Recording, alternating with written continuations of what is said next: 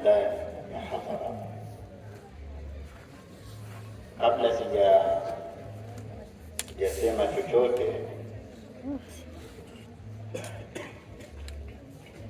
kwanza nipende tu kujua watu wajue kwamba ujio wetu kwa safari hii Mungu kaleta heri.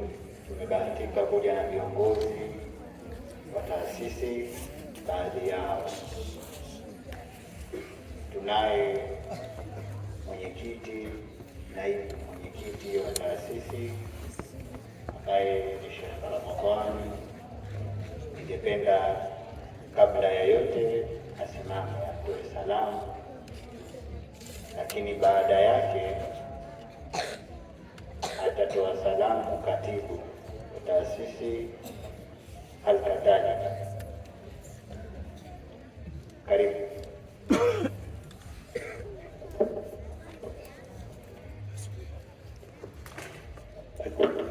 Sallu ala nabii. Assalamu alaykum wa rahmatullahi ta'ala wa barakatuh. Mimi ni Ramadhani Hussein bin Hamis, ni mgeni mahala hapa, lakini alhamdulillah ndio makamu mwenyekiti wa taasisi hii ya Ali bin Abi Talib. Nimefurahi kuwaona, pia nimefurahi kuona wazee. Alhamdulillah, nimeambiwa nisalimini, nisizungumze chochote, lakini Sheikh Nasr aliposema hapa, basi nawageukia wazee. Jamani, elimu haina mwisho, tusomeni. Ustaz Saleh upo na kuagiza anzisha darasa la wazee wa mji huu.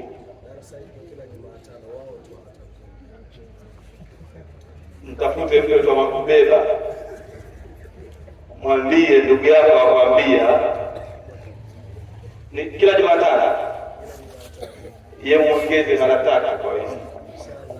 Inshallah Mwenyezi Mungu akipenda, tukija mwakani watakaojaliwa awekapata alafu mwezi mmoja kuhifadhi. Assalamu alaykum wa rahmatullahi wa barakatuh. Bahati nzuri mwenyekiti ni mwenyeji, naibu mwenyekiti ni mwenyeji wa huku na ni msanii wewe. Sijamkachukia, ni msanii wewe. Naomba nimtambulishe katibu taasisi Bwana Huzaini. Karibu. Assalamu alaykum wa rahmatullahi wa barakatuh. Mwenyekiti kazungumza, ndio atoe salamu. Kwa hiyo nitoshe tu kutoa salamu. Ndio katibu wa taasisi kwa jina la Huzaini bin Ali. Assalamu alaykum wa rahmatullahi wa barakatuh.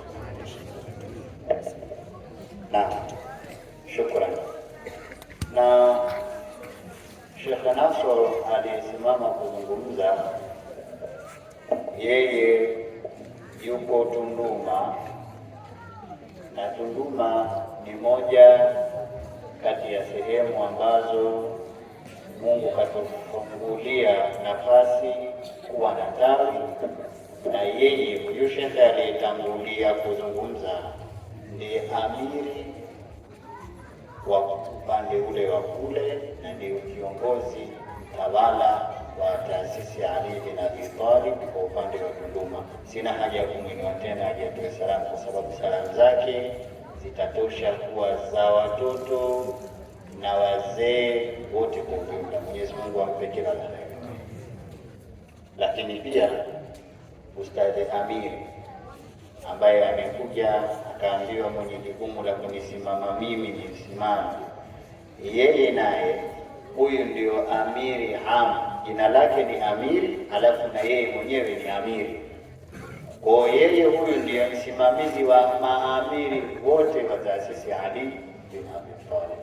Kila sehemu yoyote ile ambayo ina tawi, basi yeye ndo anajua na kusimamia na kufuatilia nafasi zote za taaluma katika sehemu hizo. Anaitwa Ustadh Amin bin Sakin. Mwenyezi Mungu amjalie umri na amjalie kila la kheri katika njia yake. Waislamu, muda umekwenda sana. Yaliyosemwa sisi tuyatilie mkazo, tuwe makini na yote ambayo tumepewa, na Mwenyezi Mungu ajaze katika vifua vyetu. Niwakumbushe, hakuna kitu kikubwa cha msingi kama nafasi ya neema ya mtoto. Hizi ni neema kubwa. Naomba nikumbushe kitu kimoja.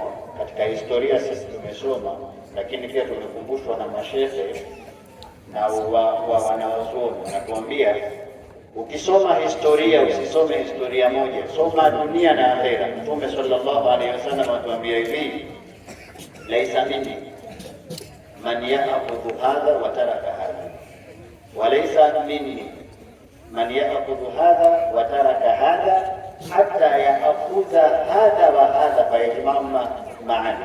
Si katika mimi anayechukua hili akaacha hili, na si katika mimi anayechukua hili akaacha lile, na ni katika mimi yule atakayechukua vyote viwili na kuvikusanya. Wakamuuliza maana yake ni nini? Naam, si katika mimi atakayebeba dunia akaacha akhera, si katika mimi atakayebeba akhera akaacha dunia. Wewe maana yake wasoma dini tu, shule utaki? Hatukuamrishwa hivyo. Au wasoma shule tu halafu dunia hutaki? Hatukuamrishwa hivyo, bali Mtume asema mpaka ukusanye vyote viwili uwe navyo kwa pamoja. Hivi ndivyo anavyotufundisha Mtume wetu Muhammad katika niliyoyasoma mimi na niliyoyasikia kuhusiana na dunia hii juu ya thamani ya mtoto. Ni mwaka 1999 mpaka mwaka 2000, vita kubwa ambayo ilikuwa ikirindima kati ya mataifa mawili, taifa la Marekani na taifa la Cuba. Ni vita ambavyo havikupiganwa, lakini vilikuwa vinakaribia kupiganwa, vihesabiki ni vita vya tatu vya dunia. Ukichunguza wanasema sababu ndogo kwetu sisi tunavyoichukulia na kuibeba, lakini kwa wenzetu ni sababu yenye thamani kubwa.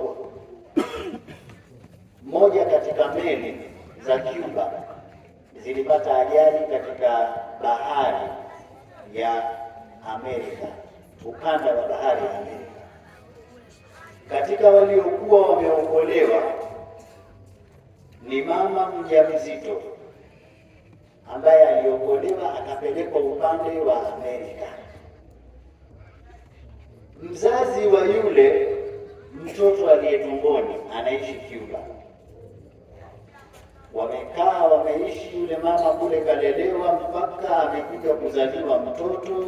Marekani ikaandika kibali kwamba huyo mtoto ni milki ya Amerika kwa sababu ameingizwa kwenye ukimbizi. Huyo yuko huku, tunamlea sisi. Zikaja taarifa Cuba kwamba yule mzee mwenye yule mke yuko hai, hakufa kwenye maji. Ile ajali ilipotokea, mama mtu hakufa, alikuwa hai na yuko Marekani. Akaenda akashtaki kwa Pedro Castro kipindi hicho, na rais wa Marekani akapewa taarifa ya kwamba bwana, una mtoto yuko huko na raia wa huko, tunamtaka huyo mtoto arudishwe Cuba. Mtoto. Marekani anasema mimi nimemlea na nimeshampa uraia, huyu ni Mwamerika. Yule anasema hapana, huyo ni mtoto halali kwa ajili ya wapi? Cuba. Rudisha mtoto. Marekani anasema sirudishi. Utamrudisha, na kama huamini utaona kitakachotokea.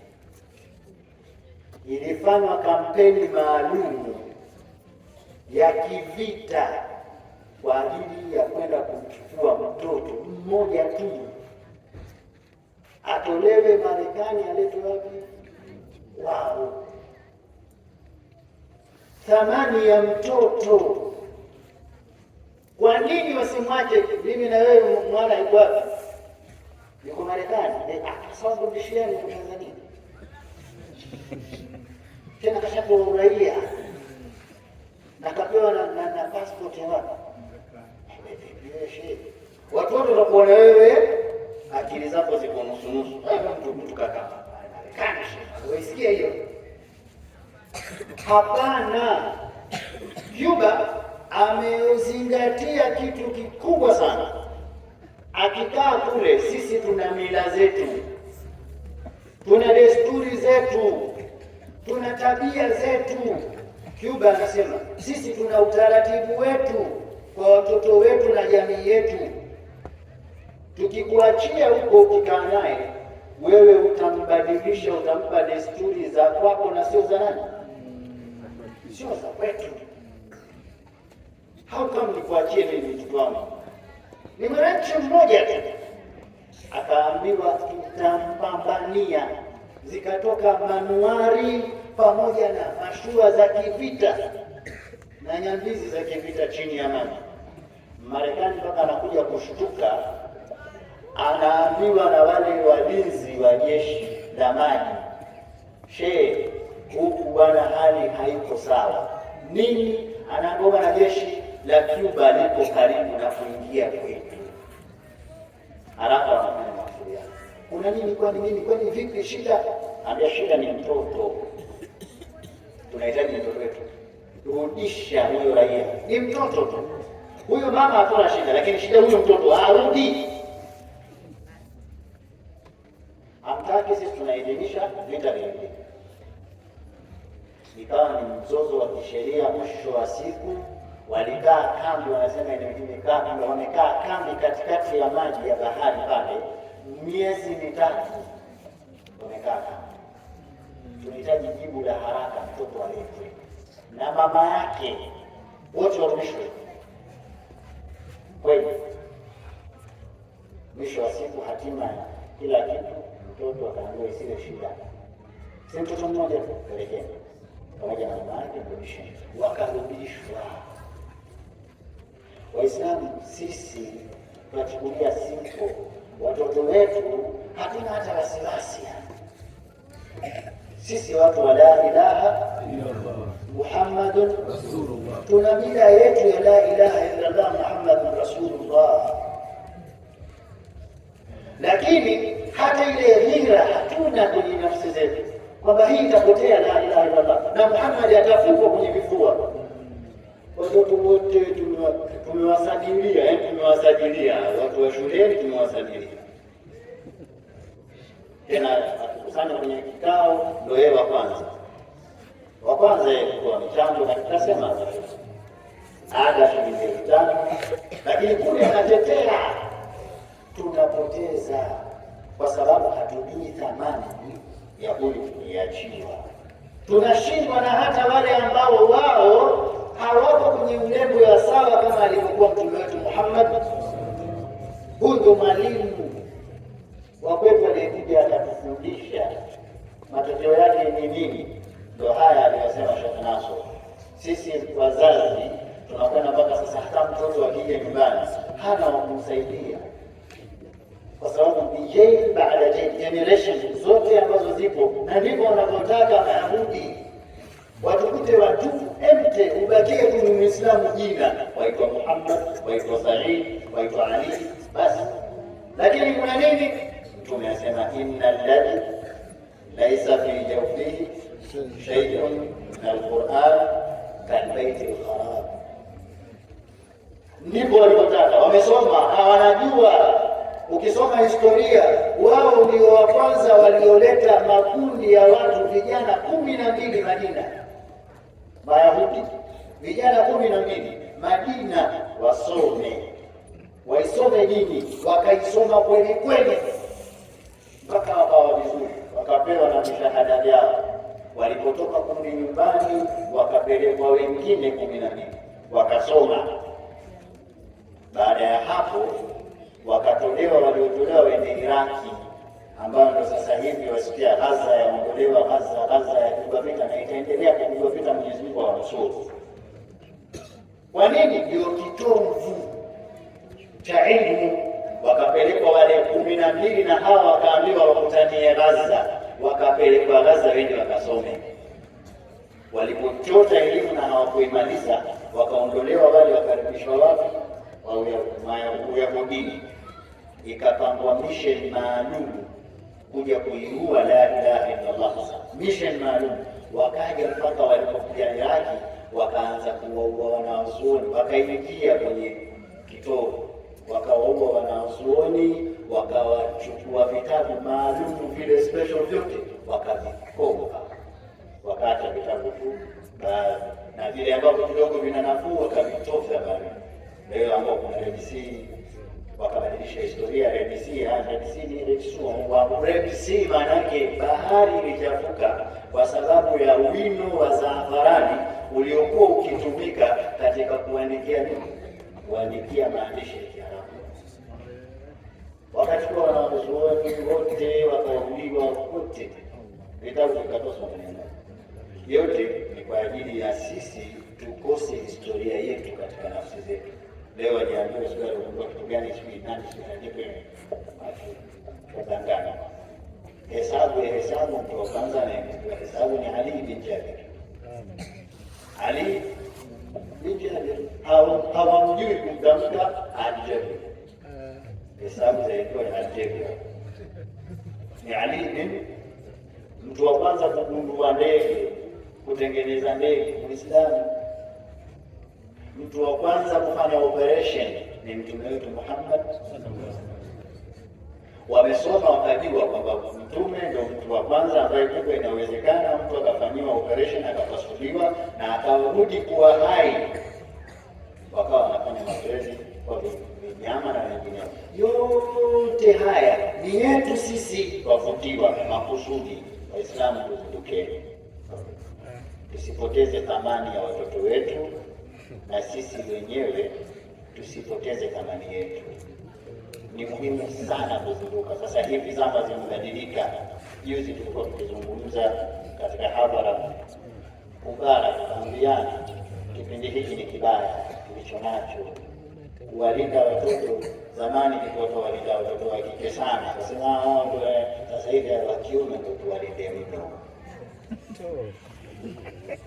Yaani sasa hivi uhuru umepitiliza, kuja kuambiwa kwani wewe baba unajisikiaje bwana? Mimi mwenyewe najisikia baba, mama nasikia sitendewi haki. Kwa nini?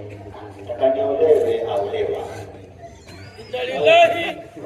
Na ukitaka kuleta ukorofi ni pale utakapokataa. Watoto watasimama dhidi yako. Ni huyu mtoto bwana, mtoto wake bwana, mwenye kataka mwache. Hawakike atakaje, hawakike mwenyewe atakaa na yeye na mwenziwe, waache. Ndiko tunapokwenda sasa. Kama hatutopambania kuwa makini na watoto wetu, shehe, utakuja kukuta mtoto wa kiume kaoa, lakini na yeye mwenyewe ana mume. Kuona ni kawaida, na ndiyo mambo ambayo tunatakiwa tuambizane katika ulinzi. Lazima tuambizane ukweli, ili haya mambo tufike mahala watoto wetu wakishika Qur'an na wakishikamana na sunna ya mtume wetu Muhammad, yote yatakuwa yanabadilika. Allah atuongoze katika heri na atujalie kuwa ni katika watu wenye kufuata misingi ya dini yetu, na tuwe imara katika kuwalea watoto wetu, na sisi wenyewe pia kujisimamia katika yote ambayo Mola Subhanahu wa Ta'ala anatuamuru. Muda umekwenda sana.